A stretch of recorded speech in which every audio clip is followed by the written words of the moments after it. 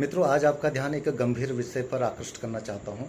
विषय है उत्तराखंड के 2 मंदिरों में प्रवेश शुल्क की व्यवस्था। उत्तराखंड अपने प्राचीन मंदिरों के लिए जाना जाता है। अपने उत्तराखंड में पंच केदारों में से एक मंदिर है रुद्रनाथ का मंदिर। स्वयं पांडवों ने इस मंदिर की स्थापना की थी। इसके अलावा एक दूसरा प्राचीन मंदिर है कार्तिकेय स्वामी मंदिर।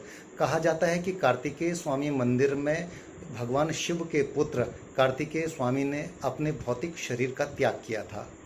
इन मंदिरों में सदियों से हिंदू श्रद्धालु आते जाते रहते हैं।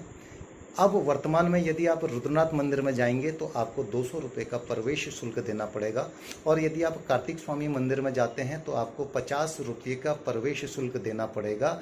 यह समाचार जून माह के अमर उजाला में प्रमुखता से छपा था। मित्रों, इस देश में मुगलों ने भी शासन किया और उन्होंने हिंदुओं पर जजिया कर लगाया था। इसके अलावा ईसाइयों की सत्ता के रूप में अंग्रेज़ों ने भी इस देश में शासन किया, लेकिन कभी भी मुगलों ने और अंग्रेज़ों ने मंदिरों में प्रवेश पर प्रवेश शुल्क नहीं लगाया।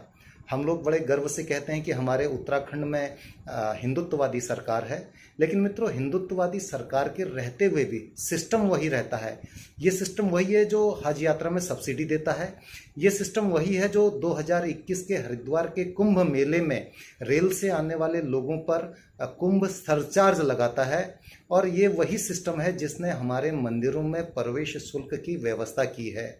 तो यदि आपको लगता है कि मंदिरों में प्रवेश शुल्क उचित है तो ठीक है, और यदि आपको लगता है कि ये प्रवेश शुल्क अनुचित है, मंदिरों में प्रवेश शुल्क की व्यवस्था नहीं होनी चाहिए, क्योंकि यदि ये मंदिर में प्रवेश शुल्क की व्यवस्था में हम चुप रह गए, हमने कुछ नहीं बोला, तो हो सकता है कि यह प्रयोग हो और भविष्य में हिंदुओं के जितने भी मंदिर हैं सभी में प्रवेश शुल्क की व्यवस्था हो जाए।